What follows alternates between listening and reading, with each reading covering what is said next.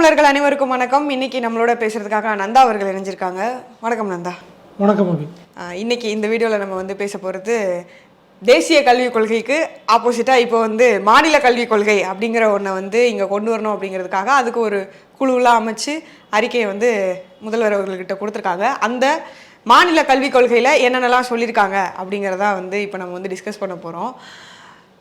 என்ன தேசிய கல்விக் கொள்கையை எதனால் வந்து மறுத்து இப்போ மாநில கல்விக் கொள்கைன்னு ஒன்று கொண்டு வரணும்னு நினைக்கிறாங்க? ஃபஸ்ட்டு ஒரு தேசிய கல்விக் கொள்கை அப்படிங்கிறது வந்து நியாயமான ஒரு கல்விக் கொள்கையாக இருந்தால் மாநில ஒவ்வொரு கல்விங்கிறது மாநில பட்டியலில் இருந்துச்சு. அதை வந்து இந்திரா காந்தி வந்து எமர்ஜென்சி பீரியடில் மாற்றி தேசிய பட்டியலுக்கு எடுத்துகிட்டு போயிட்டாங்க, சென்ட்ரல் லிஸ்ட்டுக்கு எடுத்துகிட்டு போயிட்டாங்க. கன்கரண்ட் லிஸ்ட்டில் கூட வைக்கிறதுக்கு இப்போ ரெடியாக இல்லை. அதை தாண்டி இவங்க வந்து பாடத்திட்டங்கிற பேரில் வந்து மாணவர்கள் மனசில் வந்து நஞ்சை விதைக்கிறாங்க அப்படிங்கிற ஒரு குற்றச்சாட்டு இருக்குது. சங்கீத்தனமான விஷயங்கள் இருக்குது அப்படிங்கிறதெல்லாம் பார்க்க முடிஞ்சிச்சு. ஒரு அறிவியலுக்கு ஏற்புடையதே இல்லாத அடிப்படை அறிவு கூட இல்லாத ஒரு பாமரனுக்கு எழும் சந்தேகத்தை கூட வந்து பூர்த்தி பண்ணாத மாதிரியான கேள்வி பாடங்கள்லாம் வச்சுருந்தாங்க. உதாரணத்துக்கு வந்து கர்நாடகாவில் போன அரசு எப்படி வச்சாங்க. சாவர்கர் வந்து அந்தமான் ஜெயிலேருந்து புல்புல் பறவையில் பறந்து வந்து இந்தியாவை சுற்றிட்டு போவார் டெய்லி அப்படின்னு வச்சுருந்தாங்க. இதை எவன்ட்டையாவது சொன்னால் நம்ப முடியுமா? எவனாவது நம்புவானா? இப்படி தான் பாடத்திட்டங்கள் இருக்குது. வரலாற்றை திரிக்கிறது, வரலாற்றில் இருந்து சில விஷயங்களை நீக்கிறது, இந்த மாதிரியான விஷயங்கள்லாம் நடந்துக்கிட்டு இருந்துச்சு. அதனால் ஒவ்வொரு மாநில அரசுகளும் வந்து கட்டாயம் ஒரு கல்விக் கொள்கை வேணும் அப்படிங்கிற ஒரு விஷயத்தில் தெளிவாக இருக்காங்க. மாநில பாடநூல் கழகம் ஏற்கனவே இருந்துகிட்டு இருக்குது. கல்விக் கொள்கையாக நம்ம வச்சுக்குவோம், இந்த விஷயங்களை நடைமுறைப்படுத்துவோம் அப்படின்னு ஒரு குழு அமைச்சாங்க. பேராசிரியர் ஜவஹர் அதில் இருந்தார். ஆனால் இது வந்து தேசிய கல்விக் கொள்கையை ஒத்து தான் இருக்குங்கிற குற்றச்சாட்டில் அவர் வந்து வெளியே போனார். அடுத்தபடியாக டெல்லி உயர்நீதிமன்றத்துடைய முன்னாள் நீதிபதி முருகேசன் அவர் தலைமையில் குழு அமைச்சாங்க. அந்த குழு வந்து 2 தினங்களுக்கு முன்னாடி வந்து அவங்களோட அறிக்கைகளாக சமர்ப்பிச்சிருக்காங்க. அதில் சில விஷயங்கள் வந்து புதுவெளியில் பகிரப்பட்டிருக்குது. அதான் பார்க்க போகிறோம். என்னென்ன முக்கியமான விஷயங்கள் சொல்லப்பட்டிருக்குது அப்படிங்கிறத கொஞ்சம். ஃபஸ்ட்டு விஷயமே வந்து இப்போ நம்ம பேசினது தான், இந்த பொதுப்பட்டியல் மாநில பட்டியல் இது மாதிரி இருக்கிறத வந்து கல்வியை வந்து மாநில பட்டியலில் வச்சா நல்லாயிருக்கும் அப்படிங்கிற மாதிரியான விஷயங்கள் பேசப்படுது. அடுத்து என்ன அப்படின்னா, எல்லாமே இப்போது ஸ்டார்டிங்லேருந்தே தொடக்க கல்வியிலேருந்து உயர்கல்வி வரைக்கும் எல்லாமே வந்து தமிழ் வழி கல்வியாக இருக்கணும் அப்படிங்கிற மாதிரியான விஷயங்களையும் வந்து இதில் சொல்லியிருக்காங்க போல் அறிக்கையில். கண்டிப்பாக வந்து அது ஒரு முக்கியமான விஷயம். அதை தாண்டி இன்னொரு விஷயம் வந்து என்ன சொல்கிறாங்க அப்படின்னா, பள்ளி கல்வியை பொறுத்த வரைக்கும் ரொம்பவே கவனம் கொடுத்து இந்த கொள்கையை வந்து வடிவமைச்சிருக்காங்க. அதில் மிக முக்கியமாக காலேஜ் சேரும்போது +1 மார்க் அவசியம் அப்படிங்கிற விஷயத்த சொல்லியிருக்காங்க. நிறையா பள்ளிகள் வந்து +2 மார்க்கை நோக்கி மாணவர்களை வந்து தயார்படுத்துகிறாங்க. +1லேயும் வந்து +2 பாடங்களே வச்சுட்டு +1ல் பாஸ் பண்ணி விட்டால் போதும் அப்படிங்கிற மாதிரி வச்சுருக்காங்க. +1 மார்க்கும் கட்டாயம் அப்படிங்கிற ஒரு விஷயத்தை கொண்டு வாங்க அப்படின்னு சொல்லியிருக்காங்க. இது வந்து உண்மையிலேயே வந்து ஒரு நியாயமான கோரிக்கை. அதை தாண்டி வந்து என்ன சொல்கிறாங்கன்னா, இந்த ரைட் டு எஜுகேஷன் இருக்குல்ல, அதில் தனியார் பள்ளியில் அரசு செலவு பண்ணி மாணவர்களை படிக்க வைக்கிறதுக்கு பதிலாக அரசு பள்ளிகளை தரம் உயர்த்துங்க. அது மூலயமா வந்து இது பண்ண முடியும். மாணவர்களுக்கு வந்து கல்வி கற்பதற்கான சூழலை உருவாக்குங்க. போதிய நிதி ஒதுக்காமல் நீங்கள் வச்சுருக்கீங்க. ப்ராப்பராக ஃபண்ட்ஸை வந்து ஸ்பெண்ட் பண்ணி ஸ்கூல்ஸ் அண்ட் காலேஜஸோட இன்ஃப்ராஸ்ட்ரக்சரை நீங்கள் டெவலப் பண்ணி ஒரு ப்ராப்பர் இன்ஃப்ராஸ்ட்ரக்சர் கொடுங்க அப்படிங்கிற ஒரு விஷயத்தை வந்து பதிவு பண்ணுறாங்க. அங்கன்வாடி மையங்கள் இருக்கிறதுக்கு வந்து முதல்ல பேரே மாற்றுங்க. தாய் சேய் நல கவனிப்பு மையங்கள் அப்படிங்கிற பேரில் வைங்க. அப்புறம் நர்சரி ஸ்கூல்ஸ் இது மாதிரியெல்லாம் இருக்குல்ல, அதையும் வந்து குழந்தை மேம்பாட்டு மையங்கள் அது மாதிரி வந்து பேர் மாற்றி அதை வந்து வைங்க. அது மட்டும் இல்லாமல் 1ஆம் கிளாஸ்லேருந்து தான் வந்து ஸ்கூலுக்கே வந்து சேர்க்கணும் அப்படிங்கிற மாதிரியான விஷயங்களையும் வந்து இதுக்கு முன்னாடிலாம் வந்துட்டு ப்ரீகேஜி, எல்கேஜி, யூகேஜி அது மாதிரி நிறைய இருக்கும்ல. இது மாதிரிலாம் 1ஆவது வகுப்புலேருந்து தான் வந்து சேர்க்கணும் அப்படிங்கிற மாதிரியான விஷயங்களையும் இதில் வந்து சொல்லியிருக்காங்க. பள்ளிக்கல்வியை பொறுத்த வரைக்கும் மிக முக்கியமான பிரச்சனை எங்கே வரும் அப்படின்னா, coaching centres, 10th 12th coaching centres, காலேஜுக்கு போகிற கோச்சிங் சென்டர்ஸ். இதில் வந்து என்ன சொல்கிறாங்கன்னா, இந்த கோச்சிங் சென்டர்ஸ் வந்து எந்த வரையறைக்கிலையும் வரல. யார் வேணால் கோச்சிங் சென்டர் நடத்தலாம், எப்படி வேணால் நடத்திட்டு போகலாம். அவங்களுக்கு எந்த ஒரு ரெகக்னைசேஷனும் கிடையாது, எதுவும் கிடையாது. அதனால் அதுக்கு ஒரு ஒழுங்கமைப்பு கொண்டு வந்து ஒரு ரெகுலேஷன் கொண்டு வாங்க. ஒரு பாடி கீழே எல்லா கோச்சிங் சென்டர்ஸும் வரணும் அப்படிங்கிற ஒரு விஷயத்தை கொண்டு வாங்க. அதே மாதிரி ஸ்கூல்ஸ் வந்து அவங்க ஸ்பெஷலைஸ்டு கோச்சிங் சென்டர்ஸ் நடத்துகிறாங்க, அதில் அந்த ஸ்டூடெண்ட்ஸ் கட்டாயம் படிக்கணும்னு சொல்கிறது இல்லை. அந்த அரசு பள்ளியில் இருக்க ஆசிரியர்கள் வந்து அவங்க தனியாக டியூஷன் சென்டர் வச்சுருந்தாங்கன்னா அதில் படிக்கணும்னு கட்டாயப்படுத்துறது போன்ற விஷயங்களை வந்து கட்டுப்படுத்துங்க அப்படிங்கிற ஒரு விஷயத்த சொல்லியிருக்காங்க. இன்னொன்று ரொம்ப முக்கியமாக, இதுக்கு முன்னாடி வந்து நீதியரசர் சந்துரு அவர்கள் நம்ம பேசினப்போ இதுக்கு முன்னாடி ஒரு அறிக்கை கொடுத்தாங்க இல்லையா, அதே மாதிரி கிட்டத்தட்ட இதுவும் வந்து அதே மாதிரி இருக்குன்னு நம்ம சொல்லலாம். என்னென்னா, மாணவர்கள் வந்து மதிப்பெண் அடிப்படையில் பிரிக்காதீங்க, அங்கே வந்து சாதி அடிப்படையில் பிரித்து உட்கார வைக்கிறது அது மாதிரிலாம் இல்லாமல் ஆல்ஃபபெட் ஆர்டரில் உட்கார வைக்கணும்னாங்க. இங்கே வந்து என்னென்னா மதிப்பெண் அடிப்படையில் நீங்களே வந்து பிரிக்காதீங்க மாணவர்களை, அவங்களுடைய திறன் சார்ந்து நீங்கள் அவங்கள வந்து அவங்களுடைய இதில் வந்து மேலும் முன்னேறதுக்கான இதை தான் பார்க்கணுமே தவிர்த்து நீங்கள் மதிப்பெண் அடிப்படையில் அவங்கள பிரிக்காதீங்க. அது மட்டும் இல்லாமல் கல்வியே அவங்களுக்கு எப்படியானதாக இருக்கணும் அப்படின்னா இப்போ இருக்கக்கூடிய தொழில்நுட்ப ரீதி சார்ந்து அவங்கள வந்து இன்னும் அதிகமாக அந்த தொழில்நுட்பத்தை கல்விக்குள்ளே சேர்ந்து புகுத்துங்க. டெக்னாலஜி வைஸாக வந்து இப்போ எங்கேயோ வளர்ந்துட்டுருக்கு அப்படிங்கிறப்ப அந்த டெக்னாலஜியை நீங்கள் கல்வியில் வந்து கொண்டு வாங்க அப்படிங்கிற மாதிரி சொல்லியிருக்காங்க. அதே மாதிரி இவங்க வந்து காலேஜஸில் என்ன சொல்லியிருக்காங்க அப்படின்னா, அந்த ப்ரைவேட் மேனேஜ்மெண்ட்ஸ் வந்து இஷ்டத்துக்கு ஃபீஸ் வாங்குறாங்க. ஒரு காலேஜில் வந்து ஆர்ட்ஸ் அண்ட் சயின்ஸ் காலேஜில் கூட ஒரு காலேஜில் 8000 ரூபா ஃபீஸ் இருக்கும். அதே ஆர்ட்ஸ் அண்ட் சயின்ஸ் கோர்ஸுக்கு இன்னொரு காலேஜ் வந்து எலைட் காலேஜ்னு சொல்லிக்கிட்டு ஒரு 30,000 அந்த கோர்ஸுக்கு வாங்குறாங்க. அப்படி இஷ்டத்துக்கு வாங்குறத ஃபீஸை ரெகுலேட் பண்ணுங்கள் அப்படிங்கிற ஒரு விஷயத்த சொல்லியிருக்காங்க. அதுக்கு முன்னாடி நீங்கள் சொன்ன அந்த விஷயத்துலேருந்தே வருவோம். இந்த மதிப்பெண் அடிப்படையில் பிரிக்கிறது அப்படிங்கிற விஷயங்கள் கடந்த அதிமுக ஆட்சியில் செஞ்ச ஒரு நல்ல விஷயங்களில் ஒன்று. பள்ளி கல்வியை பொறுத்த வரைக்கும் 2 விஷயம் வந்து முக்கியமான அதிமுக ஆட்சியில் சிறப்பாக செய்யப்பட்டதாக நான் பார்க்குறேன். ஒன்று வந்து என்ன அப்படின்னா, இந்த 7.5% கொடுத்தாங்கல்ல நீட்டு தேர்வில் இது பண்ண அரசு பள்ளி மாணவர்களுக்கு வந்து 7.5% வந்து ஒரு உள்ளீடு ஒதுக்கீடு கொடுத்த மாதிரி, அடுத்து திமுக அரசு வந்து அதை இன்ஜினியரிங்கும் கொண்டு வந்தாங்க. அரசு பள்ளியில் படித்தா 7.5% அந்த ரிசர்வேஷன் இருக்குது அப்படின்னு. அது ஒரு நல்ல விஷயம். அதை தாண்டி இன்னொரு விஷயம் என்னன்னா, அந்த 12th மார்க் இருக்குல்ல, அதில் வந்து ஒரு கிரேடு சிஸ்டம் மாதிரி கொண்டு வந்துட்டு ஃபஸ்ட் செகண்ட் தேர்டு அப்படிங்கிறத டிக்ளேர் பண்ண மாட்டோம் அப்படின்னு சொன்னது வந்து சரியான ஒரு விஷயம். ஏன்னா அது வந்து மிகப்பெரிய ஒரு என்ன சொல்கிறது, உளவியல் ரீதியாக மாணவர்களை வந்து பாதிக்கக்கூடியது அப்படிங்கிறனால அதெல்லாம் வேண்டாம், ஸ்டேட் ஃபஸ்ட் செகண்ட் தேர்ட்லாம் வேண்டாம் அப்படின்னு சொன்னாங்க. அதை வந்து கடைபிடிச்சா இன்னும் நல்லாயிருக்கும். ஆனால் இப்போ வந்து இப்போ ஒருத்தர் வந்து இன்றைக்கி கூட வந்து 2வது ஷிஃப்ட்டு போட்டு இது பண்ணிக்கிட்டு இருக்காரு. அது வந்து முழுக்க மடத்தனமாக இருக்குது. நீங்கள் வந்து ஒரு 3 பேர்த்த கூப்பிட்டு வந்து இவங்க இந்த மாவட்டத்தில் ஃபஸ்ட்டு மார்க் வாங்கிட்டாங்க அப்படின்னா, அவங்க படிச்சிருக்காங்க வாங்கியிருக்காங்க, ஓகே, அந்த மொமெண்ட்டில் வாங்கினாங்க. அப்போ செகண்ட் மார்க் வாங்கினவங்க, தேர்டு மார்க், அதுக்கு கீழே வாங்கினவங்கலாம் இப்போ ஒன்றுமே இல்லை அப்படிங்கிற மாதிரி ஆயிரும். அவங்களுக்கு மேலே ஒரு சைக்கலாஜிக்கல் ப்ரெஷர் வந்துடும். அதனால தான் வந்து நிறைய டாக்டர்ஸுமே வந்து அது நல்ல விஷயம்தான் அப்படின்னு சொல்லியிருந்தாங்க. ஆனால் இவர் வந்து அவருடைய அரசியல் லாபத்துக்காக வந்து அந்த மாதிரியான ஒரு விஷயத்தை பண்ணிகிட்டு இருக்காரு. ஸோ அந்த ஒரு விஷயம் வந்து கிரேட் வைஸாக கொண்டு சைக்கலாஜிக்கலாக ப்ரெஷர் கொடுக்காமல் இருக்கிறதுங்கிறது வந்து உண்மையில் ஒரு நல்ல விஷயந்தான். அதை விட முக்கியமாக என்ன சொல்கிறாங்க அப்படின்னா, ஸ்கூல்ஸ் வந்து நீங்கள் எஜுகேஷன் ப்ரொவைட் பண்ணுறீங்க, நாட் சேல்ஸ் பண்ணல, அதனால் நீங்கள் வந்து ப்ரொமோஷன்ஸ் நீங்கள் பண்ணக்கூடாது, விளம்பரங்களை தவிர்க்கணும் அப்படின்னு சொல்லியிருக்காங்க. அதாவது பள்ளி வச்சுருக்கோன்னு நீங்கள் விளம்பரம் பண்ணுறது பிரச்சனை இல்லை.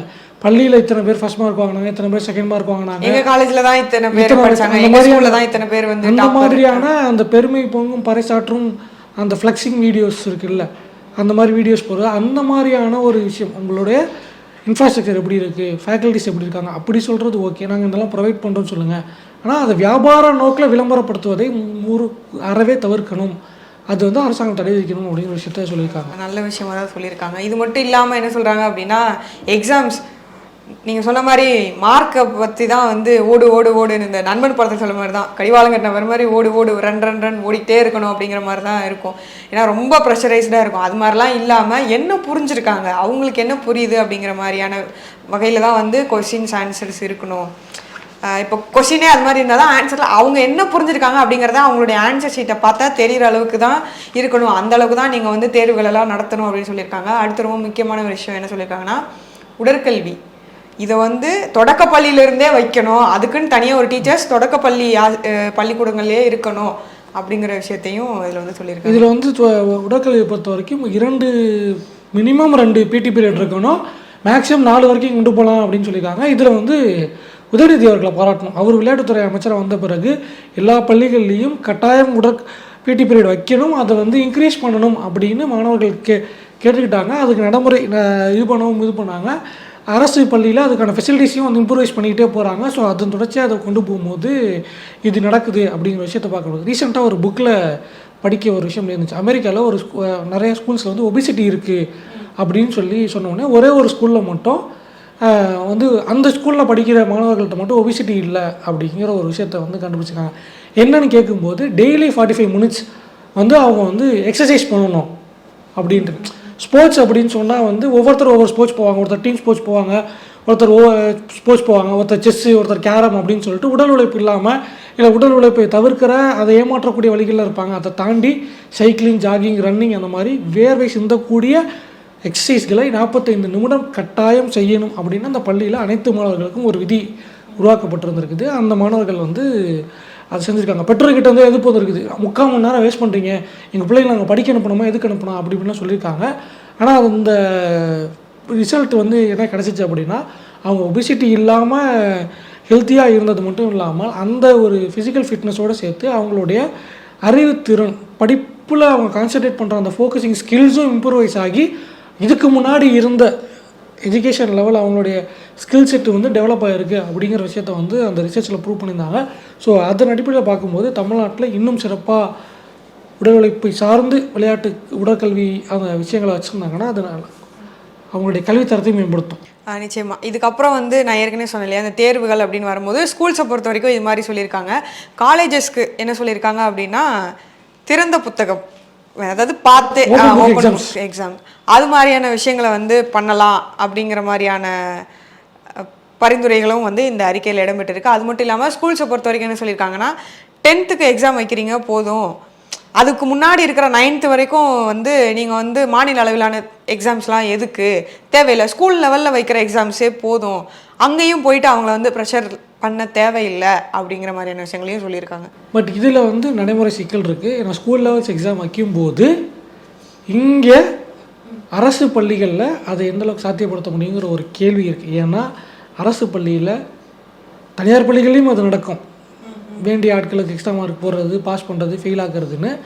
அதனால் அந்த ஒரு விஷயம் மட்டும் ஸ்கூல் லெவலில் எக்ஸாம்ஸ் வைக்கிறதுங்கிறது, ஸ்கூல் லெவலில் எக்ஸாம் வைக்கலாம், பட் அதை திருத்துறது வேறு ஸ்கூலில் இருக்க ஆட்களாக இருந்தால் மாணவர்களுக்கு அப்படி வேணா இருக்கலாமே தவிர்த்து, ஆனால் இதை வந்து ஸ்டேட் லெவலில் எக்ஸாம்னு கொண்டு போகும்போது அங்கே இல்லை அது அவசியமற்ற ஒன்று. ஆனால் கரெக்ஷன்ஸை வேறு ஆட்கள் பண்ணணும். ஏன்னா வந்து அவனுக்கு வேண்டியவன் சொந்தக்கார சாதிக்கார அப்படின்னு பாஸ் ஆக்கிறது, ஃபெயில் ஆக்கிறது, அதை வச்சு அரசு பள்ளிகள் நடக்கும். அதை தவிர்க்கலாம் அப்படிங்கிற ஒரு விஷயம் இருக்குது. யூனிவர்சிட்டிஸை பொறுத்த வரைக்கும் அண்ணா யூனிவர்சிட்டியை வந்து ஒரு ரிசர்ச் காலேஜாக வந்து டெவலப் பண்ணலாம், ரிசர்ச் இன்ஸ்டியூட்டாக வந்து கொண்டு போகலாம், முழுக்க இன்ஜினியரிங் சார்ந்த விஷயங்களை மட்டும் அதில் வச்சுக்கலாம் அப்படிங்கிற விஷயம் சொல்லியிருக்காங்க.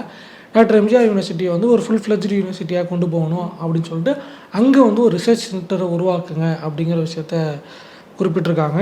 சென்னையில் இருக்க 3 medical colleges, Madras medical college, Stanley medical college, Kilpauk, இங்கே வந்து ஒரு ரிசர்ச் சென்டர்ஸை அங்கேயும் உருவாக்குங்க அப்படிங்கிற விஷயத்த சொல்லியிருக்காங்க. எம்ஜிஆர் யூனிவர்சிட்டி வந்து அங்கே வந்து ஒரு ரிசர்ச் சென்டரை கொண்டு வரது இல்லாமல் அங்கே வந்து ஒரு சூப்பர் ஸ்பெஷாலிட்டி ஹாஸ்பிட்டலையும் நீங்கள் உருவாக்குனீங்கன்னா அது வந்து இன்னும் பலனளிக்கும் அப்படிங்கிற விஷயங்கள் சொல்லியிருக்காங்க. சித்தா யூனிவர்சிட்டி, தமிழ்நாடு சித்தா யூனிவர்சிட்டி எவ்வளோ சீக்கிரம் உருவாக்க முடியுமோ அதை உருவாக்குங்க அப்படிங்கிற விஷயம் சொல்லியிருக்காங்க. அதே மாதிரி இறுதியாக வந்து அவங்க என்ன சொல்கிறாங்கன்னா, ஸ்டேட் கவர்மெண்ட் நடத்துகிற மெடிக்கல் காலேஜஸ் அந்த விஷயங்கள்லாம் இருக்குல்ல, அதை வந்து நீங்கள் தரம் உயர்த்துங்க, மெடிக்கல் காலேஜஸ் இன்ஸ்டிடியூஷன்ஸ் யூனிவர்சிட்டிஸ் வந்து நீங்கள் தரம் உயர்த்துங்க அப்படின்னு சொல்லியிருக்காங்க. இன்னொன்று வந்து பேராமெடிக்கல் சயின்ஸ், அப்புறம் வந்து ஃபிசியோதெரப்பி, இதுக்கெலாம் வந்து ஒரு ரெகுலேஷனே இல்லாமல் இருக்குது, அதையும் ரெகுலேஷன் கீழே கொண்டு வந்து அதுக்கு ஒரு ரெகுலேட்டரி பாடி கொண்டு வாங்க அப்படின்னு சொல்லி காலேஜ் பொறுத்த வரைக்கும் இந்த மாதிரியான ஒரு கைட்லைன்ஸை கொடுத்துருக்காங்க. இதுக்கப்புறம் இதுலேயே இப்போ வரைக்கும் நம்ம பேசினதுலேயே வந்து இதுக்கப்புறமா நான் சொல்ல போகிறது வந்து பர்சனலாக எனக்கும் வந்து அதில் வந்து பரவாயில்ல, இந்த ஒரு அறிக்கையில் இது இடம் பெற்றிருக்கிறது வந்து நல்லா இருந்தது அப்படின்னு வந்து எனக்கே பர்சனலாக படிக்கும்போது தோணுச்சு. என்ன அப்படின்னா, பெரும்பாலும் பார்க்கும்போது என்ன சொல்லுவாங்கன்னா, பொருளாதாரத்தில் நலிவடைந்தவங்களுக்கு இம்பார்ட்டன்ஸ் கொடுங்க அப்படின்னு சொல்லுவாங்க. இதில் வந்து என்ன சொல்லியிருக்காங்க அப்படின்னா, பெற்றோர்கள் உறவுகளை இழந்த மாணவர்களுக்கு உயர்கல்வியில் அவங்களுக்குன்னு தனியாக ஒரு % ஒதுக்குங்க, அவங்களுக்கு கண்டிப்பாக சீட்ஸ் கிடைக்கணும் அப்படிங்கிறதையும் வந்து சொல்லியிருக்காங்க. அது கரெக்டு தான். அதே மாதிரி தான் வந்து என்ன சொல்லியிருக்காங்கன்னா, அந்த ஆர்டி இருக்குல்ல, என்ன சொல்லல, அதில் வந்து ஆர்டி வந்து நீங்கள் ப்ரைவேட் ஸ்கூல்ஸ் அதிலெலாம் போட்டு ஃபண்ட்ஸை போட்டு கொட்டிக்கிட்டு இருக்கிறதுக்கு பதிலாக கவர்மெண்ட் ஸ்கூல்ஸ் இது பண்ணுங்கள், கவர்மெண்ட் ஸ்கூல்ஸையும் கவர்மெண்ட் எய்டட் ஸ்கூல்ஸையும் வந்து ஈக்குவலாக ட்ரீட் பண்ணுங்கள். அங்கே வந்து ஃபேக்காக ஸ்டூடெண்ட்ஸை போட்டு காசு வசூல் பண்ணுறது, தேவையில்லாமல் டீச்சர்ஸை போட்டு காசு எடுக்கிறது, அதெல்லாம் ரெகுலேட் பண்ணுங்கள் அப்படின்னு சொல்லியிருக்காங்க. இன்னொன்று வந்து ப்ரைவேட் இன்ஸ்டியூஷன்ஸ் எங்கே நீங்கள் வந்து கான்சன்ட்ரேட் பண்ணணும் அப்படின்னு அவங்க சொல்லியிருக்காங்கன்னா, இந்த மலைவாழ் மக்கள், பழங்குடியின மக்களுக்குலாம் கல்வி கிடைக்கல, அவங்களுக்கு கல்வி கிடைக்கிறதுக்கு தனியார் பங்களிப்பை ஊக்குவிங்க, எல்லா இடத்துலையும் கொண்டு போய் காசை கொட்டி நீங்கள் வந்து இங்கிலீஷ் மீடியமில், அதாவது இங்கிலீஷ் ஸ்கூல்ஸில் வந்துட்டு இப்போ தனியார் ஸ்கூல்ஸ்லாம் வந்துட்டு இங்கிலீஷ் மீடியமுக்கு வந்து தனியாக அங்கே செலவு பண்ணாமல் அதை நீங்கள் கவர்மெண்ட் ஸ்கூலுக்காக செலவிடுங்க அப்படின்னு. அதே மாதிரி இங்கிலீஷ் மீடியமுக்கு வந்து ஃபீஸ் வாங்குறாங்கன்னு நினைக்கிறேன் கவர்மெண்ட் ஸ்கூல்ஸில், அந்த ஃபீஸ் அதிகமாக இல்லாமல் பார்த்துக்கோங்க, மினிமம் லெவலில் வச்சு நீங்கள் பார்த்துக்குவாங்க. இங்கிலீஷ் அப்படிங்கிறது வந்து ஒரு அறிவு தான், பட் அதை வந்து கொடுப்பதற்கு அஃபோர்டபுளாக ஒரு விஷயமாக கொண்டு போங்க. கல்வி அனைவருக்கும் கிடைக்கணும், அது எட்டாக்கணி ஆகக்கூடாது, கல்வி கற்பதற்கு பொருளாதார தடை இருக்கக்கூடாது அப்படிங்கிற ஒரு விஷயத்தை வந்து சொல்லியிருக்காங்க. நம்ம வந்து கொஞ்ச நாளைக்கு முன்னாடி கூட நம்ம தனியாக உட்காந்து பேசிகிட்டு இருக்கும்போது சொன்னோம், காலேஜஸ்லாம் இருந்துக்கிட்டு இருக்கு, ஃபண்ட்ஸ் பண்ணிகிட்டு இருக்காங்க, என்ஜிஓஸ் கொண்டு போய் அந்த கேள்வி கேட்காம அந்த ஃபண்ட்ஸை இவங்க கொடுத்துக்கிட்டு இருக்காங்க அப்படின்னு. ஸோ அந்த மாதிரி விஷயத்தை தான் வந்து இவங்க ரெகுலேட் பண்ணணும். பணத்தை வைத்து கல்வியை வந்து மதிப்பிடாமல் திறமையின் அடிப்படையில், தகுதியின் அடிப்படையில் எல்லாத்துக்கும் கல்வி கட்டாயமாக போய் சேர வேண்டிய ஒரு உரிமை அப்படிங்கிற இடத்துக்கு கொண்டு போகணும் அப்படிங்கிற ஒரு விஷயத்த இது பண்ணியிருக்காங்க. ட்ராப் அவுட்ஸை வந்து இன்னும் கன்சிடர் பண்ணியிருந்தாங்கன்னா இன்னும் நல்லாயிருக்கும் அப்படிங்கிறது என்னுடைய பார்வையாக இருக்குது. அது ஒரு மட்டும்தான் வந்து ட்ராப் அவுட்ஸை குறைக்கிறதுக்கான வழிகளை ஏதாவது மேம்படுத்தி, இல்லை மேம்படுத்துறது எப்படி, இல்லை அதை பற்றி ஏதாவது ஒரு அக்கறை கன்சென்ட் இருந்தது தான் கொஞ்சம் நல்லா இருந்திருக்குங்கிறது என்னுடைய கருத்து. கடைசியாக இதில் வந்து என்ன சொல்லியிருக்காங்க அப்படின்னா, இப்போது இதுக்கெல்லாம் இப்போது காலேஜஸ்க்கெலாம் எப்படி வந்து நெட்டு செட்டு அது மாதிரி எழுதுறாங்களோ, டெட் எக்ஸாம்னு ஒன்று வைக்கிறாங்க இல்லையா, இப்போ அதில் வந்து வெறும் மார்க்ஸ் அடிப்படையில் மட்டும் அவங்கள எடுக்காமல் அவங்க சமூகம் சார்ந்து என்னமா ஆக்டிவாக இருக்காங்க, பிரச்சனைகளை எப்படி பார்க்குறாங்க, அவங்களுடைய திறன் அதிலலாம் எப்படி இருக்குது அப்படின்னு இன்னும் கொஞ்சம் எக்ஸ்ட்ராவாக அவங்கள பற்றி நிறைய நாலேஜஸோட வந்து செலக்ட் பண்ணுங்கள், அப்படி இருக்கிற டீச்சர்ஸை செலக்ட் பண்ணுங்கள் அப்படிங்கிற மாதிரியான விஷயங்களையும் வந்து சொல்லியிருக்காங்க. மாநில கல்விக் கொள்கை அப்படிங்கிறது வந்து ஒன்றிய அரசுக்கு போட்டிக்கு கொண்டு வரல, மாநில மக்களுக்கான நலனுக்கான ஒரு கல்விக் கொள்கையாக தான் வரையறுத்திருக்காங்க. முழுக்க முழுக்க வந்து சங்கித்தனமான காவிமயமான கல்விக் கொள்கை அப்படிங்கிறத புறக்கணிச்சிட்டு கொண்டு வராங்க. அப்படிங்கும்போது வரையறுக்க தகுந்த விஷயம். இதை எப்படி ஏற்கனவே நம்ம வந்து நீதியரசர் சந்துருவுடைய அறிக்கையில் சொல்லப்பட்டதை பேசும்போது சொன்னோமோ, இது எவ்வளோ இம்ப்ளிமெண்ட் பண்ணுறாங்களோ அந்தளவுக்கு இது எதிர்கால சந்ததிக்கு நல்லது அப்படின்னு. அதே தான் இங்கே அது வந்து சமூகத்துக்கு நல்லது, இது இன்னும் வந்து சமூக பொருளாதார மாற்றத்துக்கும் சேர்த்து நல்லது அப்படிங்கும்போது இன்னும் வந்து நல்ல தலைமுறைகளை உருவாக்குறதுக்கான வழிகளாக நிச்சயமாக ஏற்கனவே வந்து நம்ம கல்வியில் வந்து ஜிஆர் ரேஷியோவில் தேசிய சராசரியை விட அதிகமாக தான் இருந்துக்கிட்டு இருக்கோம். ஸோ இன்னமும் வந்து அதை வந்து 70 விழுக்காடு 80 விழுக்காடு தொடுவதற்கான சாத்தியக்கூறுகளை இந்த கல்விக் கொள்கை ஏற்படுத்தி கொடுக்கும் நம்புவோம். பார்ப்போம் இந்த திட்டத்தை எப்படி எவ்வளோ இம்ப்ளிமெண்ட் பண்ணுறாங்க அப்படிங்கிறத வந்து பொறுத்திருந்து பார்க்கலாம். மீண்டும் மற்றொரு வீடியோவில் சந்திக்கிறோம். நன்றி, வணக்கம்.